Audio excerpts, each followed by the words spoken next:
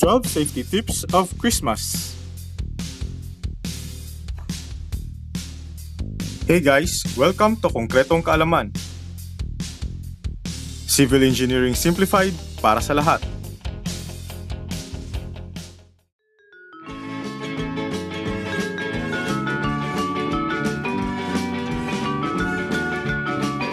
Hey guys, ngayong Kapaskuhan, habang masaya tayong naghahanda ng Noche Buena, parol, at Christmas lights, tandaan, hindi lang saya ang dapat nating isipin, kundi kaligtasan din.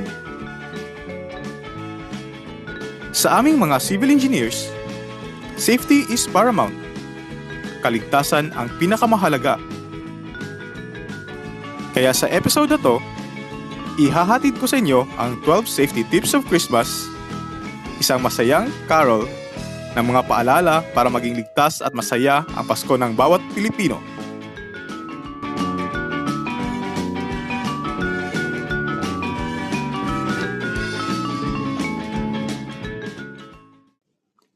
Sa unang tip ng Pasko paalala ng engineer, check your Christmas lights. Bago isaksak, siguraduhin walang punit o open wire ang cord. Kung luma na ang Christmas lights, mas mabuting palitan ng LED type. Mas matipid at mas ligtas sa sunog.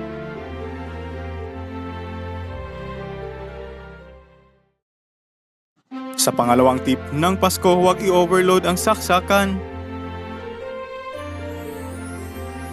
Maraming appliances sabay-sabay? Mag-ingat! Ang overload ay pwedeng maging sanhi ng short circuit o sunog. Gumamit ng tamang rated extension cord at huwag magpatong-patong ng adapter. Sa ikatlong tip ng Pasko, layuan ang kandila sa kortina.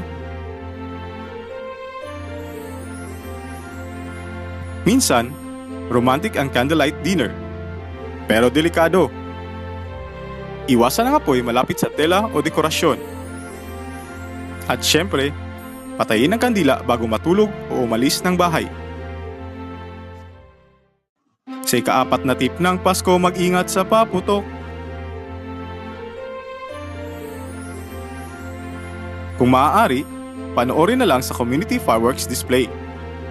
Pero kung gagamit, siguraduhin malayo sa bahay, bata at flammable materials. Ang pinakamagandang pailaw? Smile ng pamilya mo.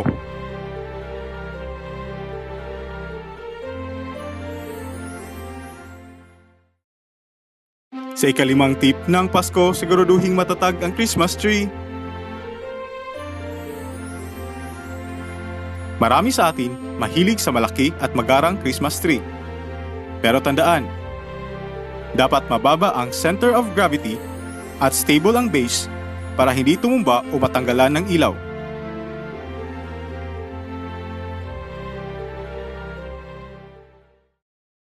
Sa ika-6 na tip ng Pasko, panatilihing malinis ang daanan.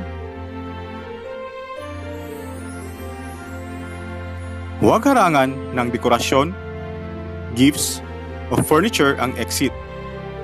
Sa oras ng emergency, seconds count. Dapat mabilis makalabas ang lahat.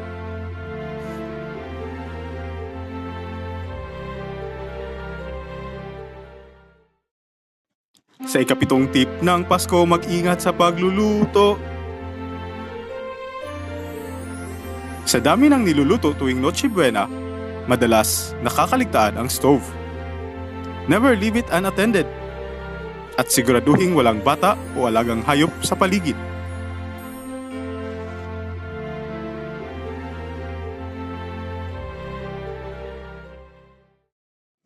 Sa ikawalong tip ng Pasko, iwas madulas. Kapag may tapon o basa ang sahig, punasan agad. Lalo na kung may matatanda o bata sa bahay. Iwas disgrasya.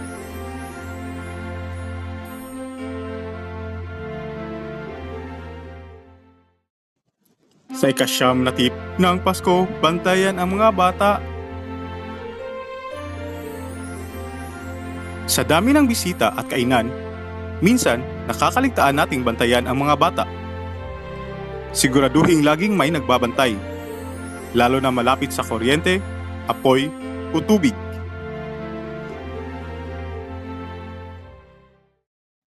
Sa ika-10 tip ng Pasko, ayusin ang dekorasyon. Ilagay ng maayos ang mga wires. Huwag nakasabit o nakatali kung saan-saan. Gamitin ang tamang hooks o clips para hindi mabunot at madapa ang tao.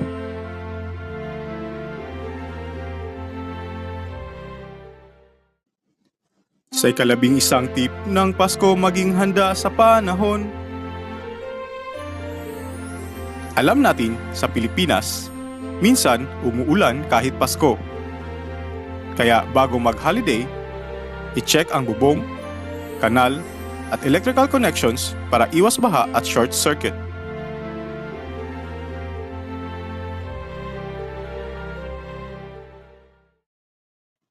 At sa ika-12 tip ng Pasko, celebrate responsibly. Huwag uminom kung magmamaneho. Iwas gulo, iwas disgrasya. Ang tunay na diwa ng Pasko ay pag-uwi sa pamilya ng ligtas at masaya.